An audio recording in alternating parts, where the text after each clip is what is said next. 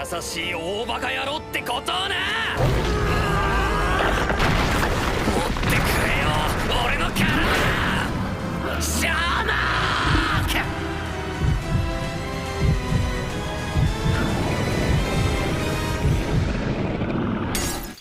Hello everybody, MegaZardX here, back at it again to give you another very exciting video, and for today I'm going to be giving my ReZero episode 16 review called A Reason to Believe. And if you haven't already done so, you can go ahead and click that card in the corner and check out my episode 15 review if you happen to miss that, you want to get caught up on stuff, and then go ahead and dive into this one though. But man, I gotta say, Garfiel, this episode was purely based around Garfiel, and we finally got to understand the backstory of him, the relationship with his sister, his mama, why he's been sort of kind of going crazy. Like, he'd be good some moments and then going off the rails on another moment, and we finally get to understand why he's been acting like this for this whole entire season 2 since the moment that we met him though.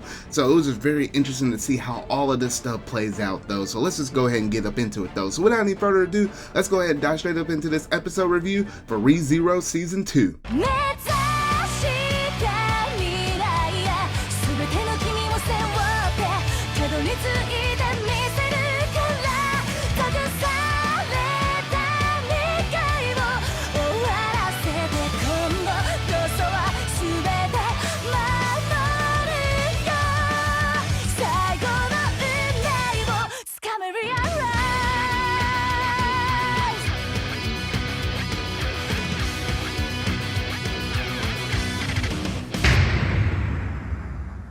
I have to say that this was a fantastic, solid episode with Garfield's subplot finally getting some closure. After all of the intricate plots and counterplots this season, it was honestly kind of a relief to see Garfield's side of it wasn't anything too complicated at the heart of it. He was just a dude with mama issues, trying to make out that he's tougher than what he actually is. Honestly, the biggest shock and reveal of this episode was he's 13 years old, almost about to turn 14 this year, but he's still only 13 years old. But on the other hand, like Subaru says, it does put his attitude in the context. This was an episode that called back a bunch of episodes from the previous core and even from season 1 material. For example, Subaru finally makes use of the Sloth Witch factor to unleash the unseen hands. As was explained early in season 2, Subaru inherited the Sloth Witch factor because he delivered the finishing blow to Peltakis. Echidna was using her bodily fluids at our witch tea parties to activate the witch factor, and so Subaru was able to finally make use of it at the nick of time. It's good that he obtained this new trick because the visuals implied that the gate in his body gave way after using his shamanic magic. Now, Subaru has had a tendency to keep using magic even after the medical professionals tell him to rest, and we saw that, within season 1 though, but he always manages to push his body to the limits though. Now, there are other neat callbacks to earlier scenes as well. Puck drains Garfield's power through the medium of Frederica's crystal, and Patrice gets her revenge on Garfield for suplexing her by delivering the final blow. Like, I did not expect that animal just to come in over there and just charge Garfield. It's like, you know what, you beat me up once before though, but I ain't letting you have it again, and protected Subaru and with that final blow though. That was a pretty funny moment right there though. But when Garfield admits that he wanted to get his mother to hate him, that was a parallel to Subaru's own feelings towards his parents. Just like Subaru, Garfield ultimately needed to face his past through the trial in order to find closure. At the end of the episode, when Emilia finally confronts Echidna for herself, she channels Subaru's energy by doing that iconic pose and calling herself an unsufferable woman with pride.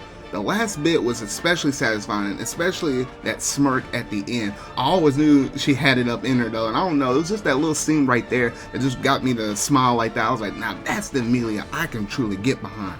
Oh, and we also finally managed to figure out why Subaru broke his promise to her within the last episode. It was so that he could briefly sneak into the graveyard and write messages of support on the walls for her to read while she undertakes the trial. Now, honestly, when I was thinking about this in my past review, I thought he was going to meet with somebody or try to plan something. I felt like something with the attack on the mansion though, but to think that he broke it just to kind of encourage her, that was a pretty sweet moment right there, Subaru. Hats off to you right there though. And that's a much cuter explanation than what I was personally expecting. That look of understanding but also exasperation when Emilia discovered the truth says it all. Yes, promises are important, and Subaru deserves a lecture after everything is said and done, but his heart was always and has firmly been in the right place. The dynamic between Subaru and Emilia is definitely starting to grow on me. So yeah, it was good to see the various plot threads, having, started coming together. And I'm glad that we're finally reaching a payoff after being strung along for months. Although, in the end, I do get the impression that it would have been easier to appreciate this arc by watching it all at once instead of, spaced out in weekly installments though. But, this is an anime. You're gonna get it weekly no matter what though. But I did appreciate this whole entire arc, and we're finally getting to the closure for Garfiel though. And now it seems like Subaru's gonna have a firm, solid ally with Garfiel moving forward. And I don't know, maybe he could help him with the attack on Roswell Mansion. I mean, you might need a big old tiger in order to defend off that mansion from all the different people that Roswell sent on it to attack it. And the one last thing I had to mention is we still have not gotten the opening or the ending sequence yet for this cour. And I can't remember exactly how long we went with the first cour for the season 2 before we got the opening for that though, but gosh, by golly, I'm like, we're going a decent long way, and I have to still keep using my older opening though. But hopefully, fingers crossed, maybe we might get it next episode since we finally concluded, this kind of little bit of a mini arc right here though. I don't know, we'll have to wait and see though. But that's basically all I have to say with this episode though. So overall, this was a very cool, interesting episode, being able to look into the past and see, why in the world was Garfield acting this way. And honestly, he thought he was trying to make his mama happy by,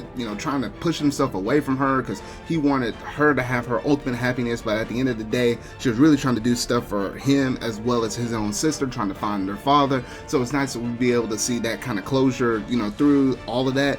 And then, gosh, by golly, the very ending of that episode where Emilia was talking straight to Equidendo though, we actually managed to figure out that she is a witch herself, and I think she was starting to come to that conclusion because she got her memories back. So she's sort of kind of in the same avenue as Equidendo herself. So all those rumors that were around Emilia about her being the witch is actually true, but because she didn't have her memory, she didn't have no recollection of it. So that was a big aha epiphany moment right there though that I really did like. And overall, the fighting sequences, the little bits that we got up in here were pretty solid, top notch. Wasn't nothing too crazy though, but it was exciting for the moment though. And I think that's pretty much all I got to say about this though. But let me know down in the comment section down below, what all do you think about this episode as a whole though, and what are you really looking forward to within next week's episode though. So if you really like this episode review, make sure to go ahead and hit that like button, go ahead and hit that subscribe button and that bell to stay up to date on all things ReZero I'm discussing for this season, y'all. So remember, y'all, until whatever video I make next, see y'all. 私の名前はただのエミリア。エリオール大森林で生まれた氷結の魔女。